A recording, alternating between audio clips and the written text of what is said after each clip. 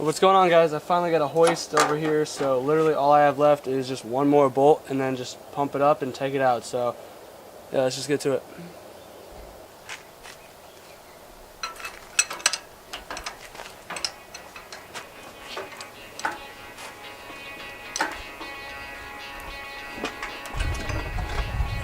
Holy crap.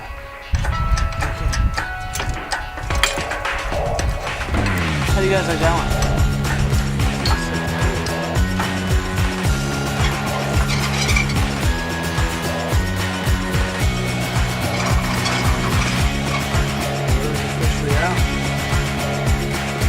There it is. All 1.3 liters of blown coolant seal horridness.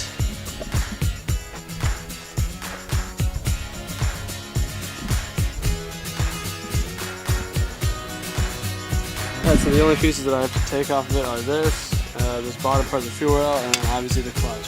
So,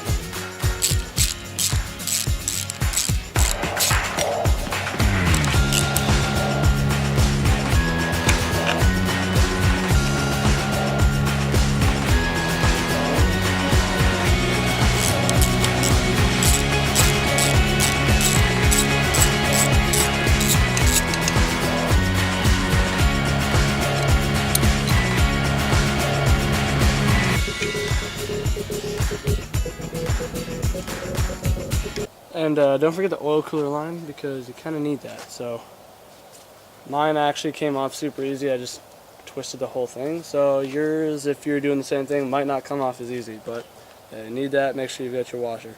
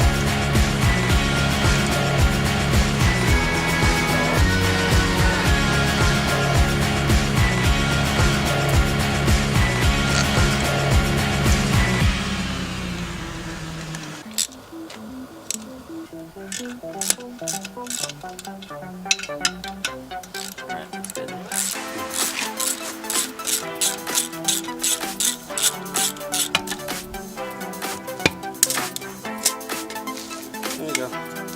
Pressure plate, clutch.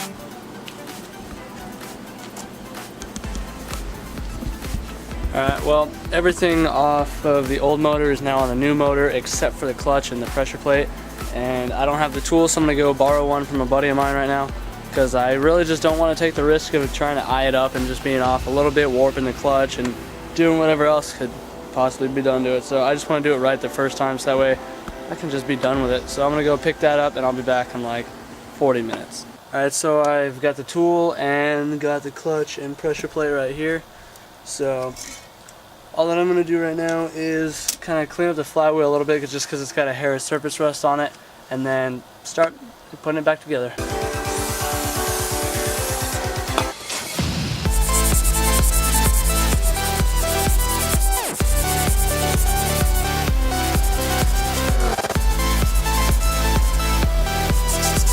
Alright, I got the flywheel cleaned up a bit, so I'm going to start getting this clutch lined up.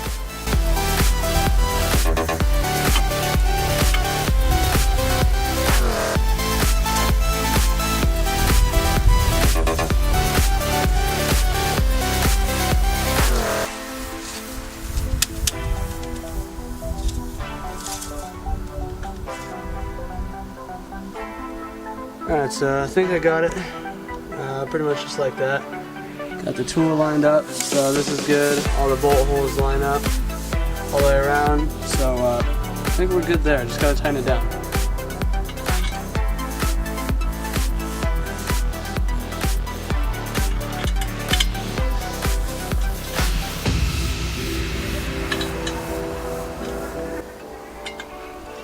And then if you're watching this for the torque specs or whatever, for whatever reason, The factory service manual says 13 to 22 foot-pounds for these little bolts, the pressure plate clutch bolts, and I thought that was kind of low, but whatever. I mean, I don't want to differ from what they say, so.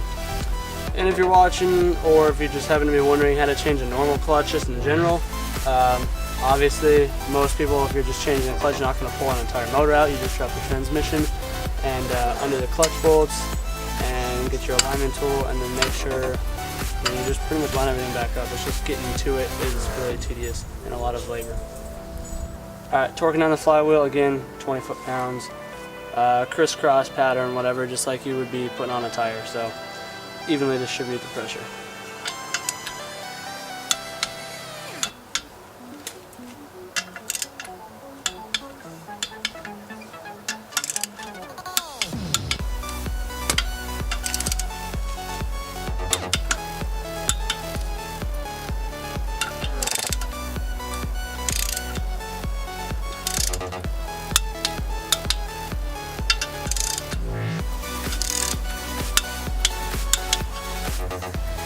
That should be good.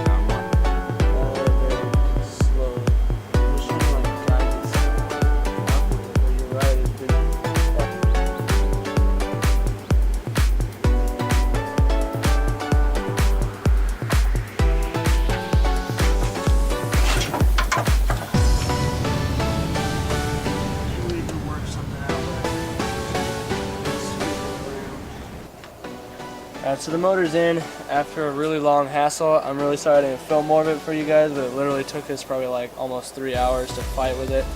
But like you saw in that little quick clip, I was hanging all around the engine bay, and that definitely sucked. So yeah, but the motor's in right now. I'm hooking up the oil cooler lines.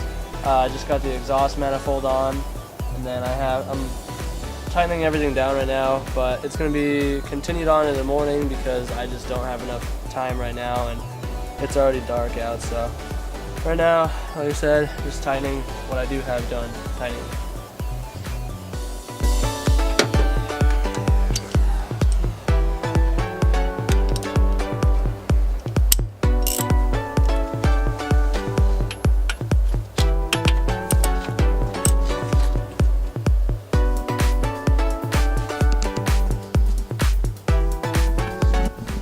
So that's all that I have left to put back in the car, and then wire up or plug in a couple more things, plug in the fuel rail and stuff, but probably another like 2-3 hours and the Mazda should hopefully turn key and go. So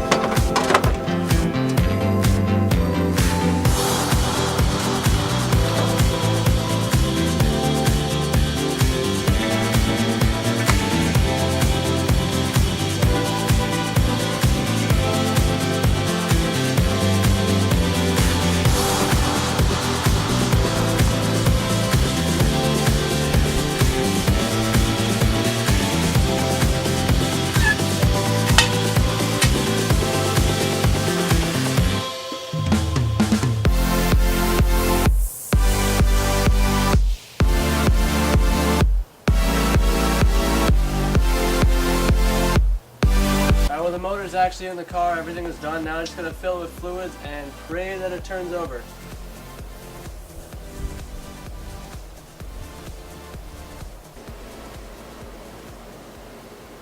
Alright, so everything is good. Now I'm just going to prime the car and really pray that there's no leaks, and then just pray that it starts. So let's prime it.